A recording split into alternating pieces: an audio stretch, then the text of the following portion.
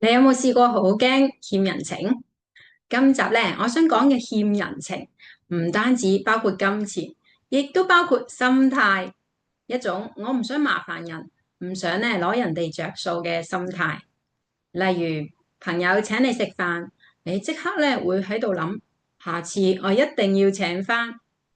同事幫你一個小忙，你即刻覺得爭咗人哋，甚至俾返利是啊或者禮物去還人情。又例如，你明明自己手頭好緊，但係咧就堅持 AA 制，驚咧人哋覺得貪小便宜。呢種驚欠人情嘅心態，表面上咧睇落有骨氣，但係其實咧會阻擋金錢同機會流向你。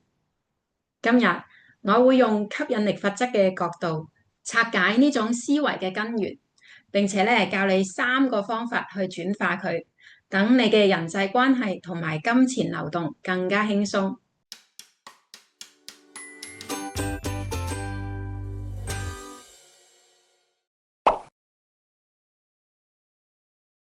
點解香港人特別驚欠人情？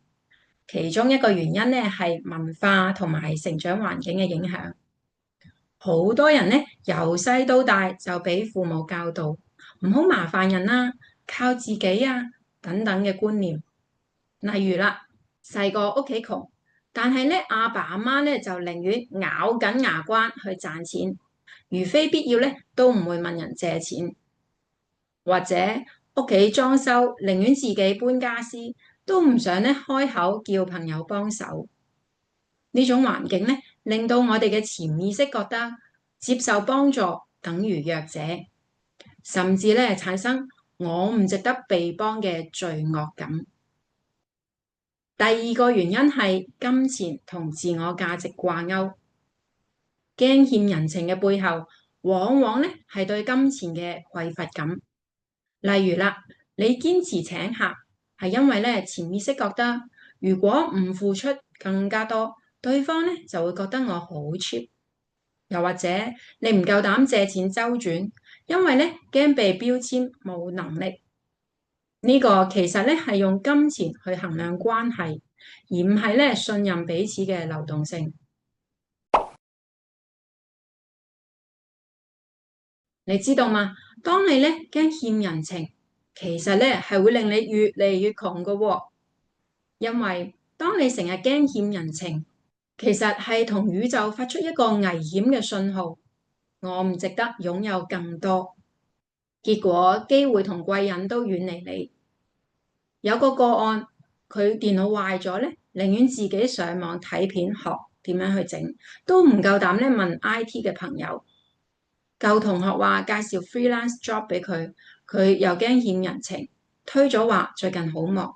連屋企人話借錢俾佢報讀進修課程，都同屋企人話我自己搞得掂。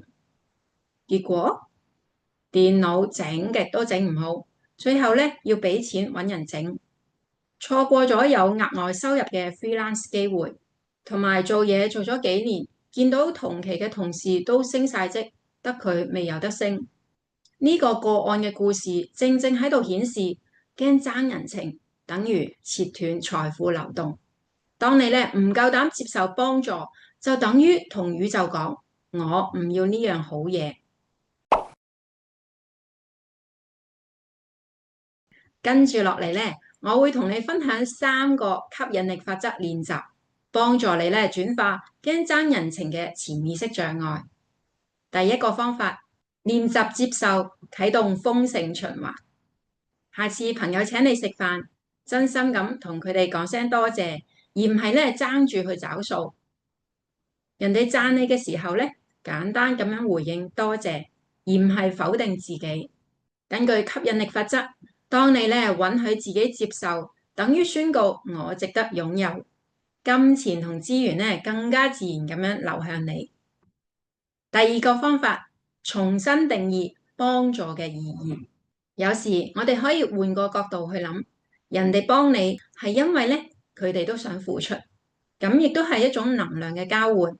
例如你介紹客戶俾你嘅合作夥伴，對方請你食飯，咁係互利。第三個方法，用商業思維代替人情債。香港人咧最驚面阻阻，但係吸引力法則講，清楚嘅界線咧先至會吸引豐盛。試下咁樣做，譬如同朋友合資搞生意，舊嘅思維係同死黨開 cafe，唔使講錢啦，講錢傷感情。新思維新做法係簽簡單合約，寫明股份比例，每月開會睇下盤數，光明正大咁樣講，今個月賺咗10萬，按比例你分4萬，我分6萬。咁樣做嘅效果咧係朋友反而更加放心，因為咧醜話講最前，先至係最唔傷感情嘅。又譬如 freelance 接 job，舊嘅思維係Auntie 介紹嘅客收平啲當人情啦。新思維新做法係報價嘅時候咧，直接講街價15,000蚊，Auntie 嘅朋友就收順啲12,000啦，已經係友情價啦。再加多句，如果介紹新客，下次再送你多一次修改嘅服務。咁樣做嘅效果係客戶覺得你專業又識做人，更加願意幫你宣傳。點解咁樣做 work？第一，香港人好實際，明碼實價，講清講楚，更加令人安心。第二樣係保留人情味，用額外服務代替壓價，雙方咧都覺得係雙贏嘅。第三係吸引優質客戶，越敢講錢嘅人咧，反而越少遇到啲 cheap 嘅客。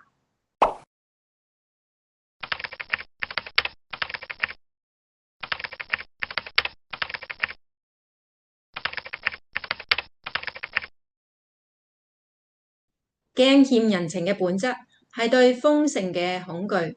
當你開始相信自己值得擁有更多，金錢同人際關係會進入輕鬆嘅流動狀態。好啦，今日嘅分享到呢度，我係金錢吸引力法則陳老師，下集見，拜拜。